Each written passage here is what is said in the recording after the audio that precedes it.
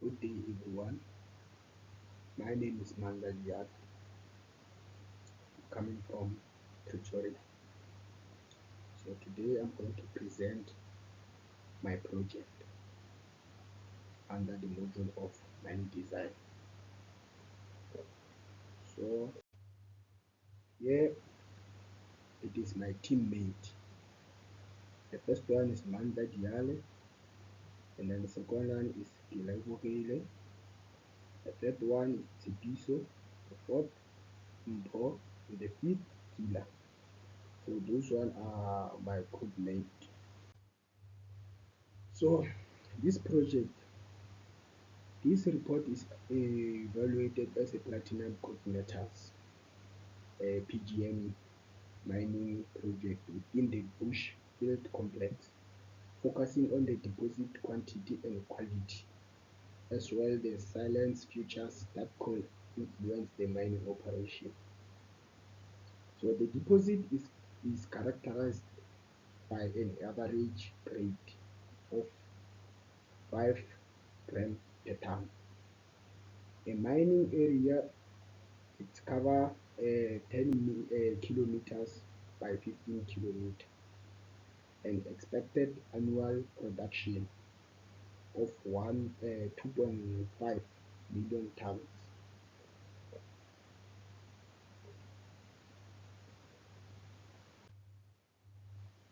So I was doing the three topics. So number one is project background and geography. So this is the Spumelele 1 shaft, which is part of the Rustenburg section, and it was formerly known as Doffenday shaft back in the area. So Rustenburg section also include Komanani mine, Batubile mine, Tembelani mine, and Kutselega mine is 100% managed and owned. These shafts provide access to the Merensky Reef, the formation from which the ore is extracted. This shaft does not access the UG2 reef. This shaft is under a major rehabilitation project in 2008. The coordinate for this shaft is 28 6633, and then is 27 3,37. So those are the coordinate for Spumelele 1 shaft. So under the Spumelele 1 shaft, the climate there, it is a typically summer rainy climate at the 28 degrees to 32 degrees average minimum temperature between 2 degrees to 18 degrees. The average annual temperature is roughly 19 degrees. December roughly to February, the area is hottest month. So from December to February, they experience hot, they experience the hottest month. And then throughout the year, the average temperature is roughly from 19 percent degrees. Average minimum temperature between 22 and 32 degrees, and average minimum temperature between 2 degrees Celsius and 18 degrees Celsius. December, roughly February experience most hottest.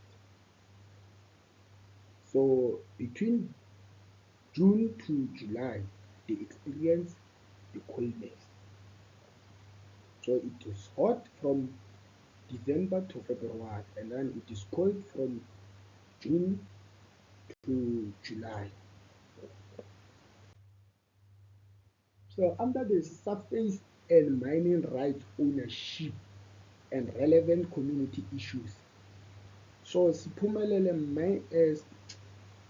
Rust, Sibanye Rustenburg Platinum Mines is the holder of the convent mining rights under the DMR with a reference number NY30 stroke 5 stroke 1 stroke 2 stroke 3 stroke 85 mm, which is measuring 153 kilometers per square extent, and this license is valid from 29 July 2010 to 28 July 2040.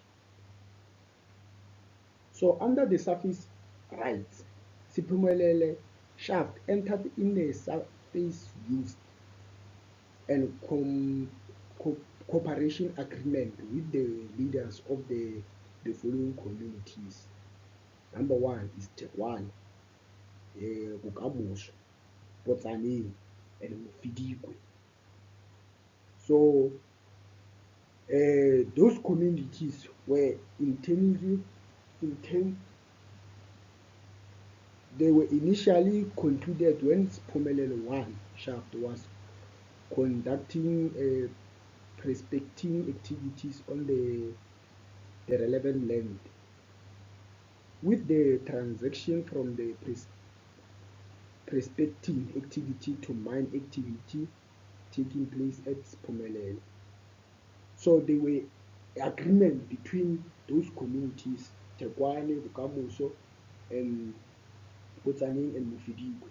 They agree with Siphumelele that Siphumelele, the shareholders of Siphumelele is going to fund them with a certain amount every year to grow their crops, because Siphumelele is going to contaminate their land.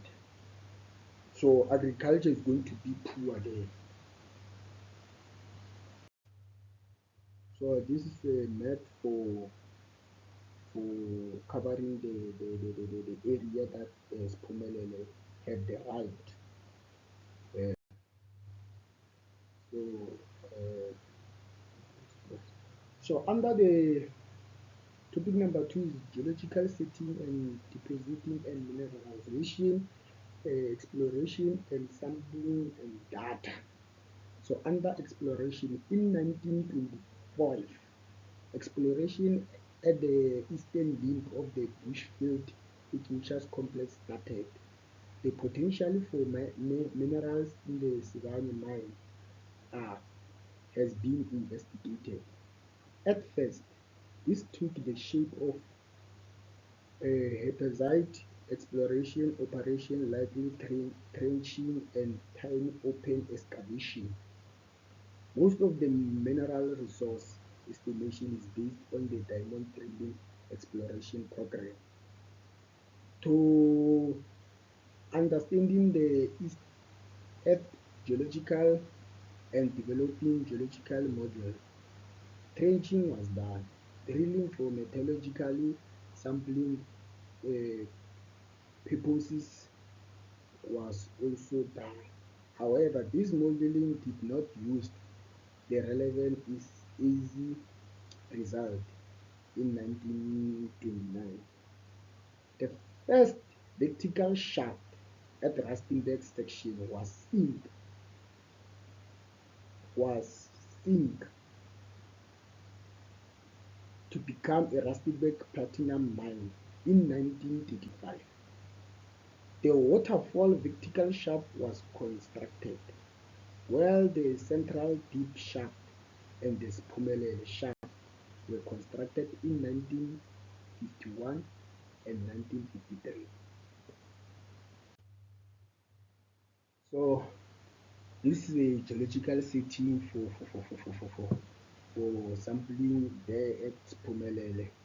So the upper layer, magical zone, and then we have a lower zone, which the upper layer is in ridge, and then the lower zone is in the middle demand of the mineral.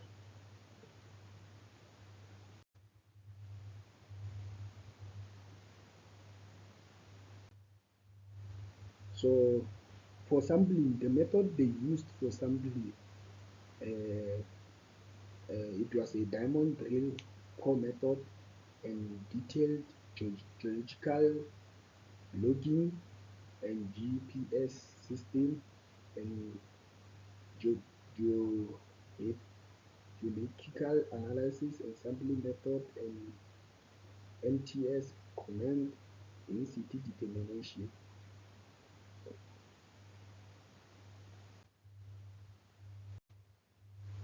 So under the environmental and social factor, so the impact of the operation to the community, the impact of Siphumelele project on both ground and surface water, reducing water quantity and quality. The increase of dust due to the mining activities such as hauling and dig roads, dust from the tailings, storage facilities, potential damage to house and infrastructure of surrounding community because of a blasting. Expectation regarding benefits from the mine to the community. Surface losses agreement and negotiation. Inquiries on how the mine will benefit people and the community. Employment of unskilled people, disabled people, women and local persons for their first priorities. So under the environmental management, we have water management plan, which is A, water usage. Water usage is a critical source and it is important to every aspect of a mine operation, drilling, blasting, and milling and processing.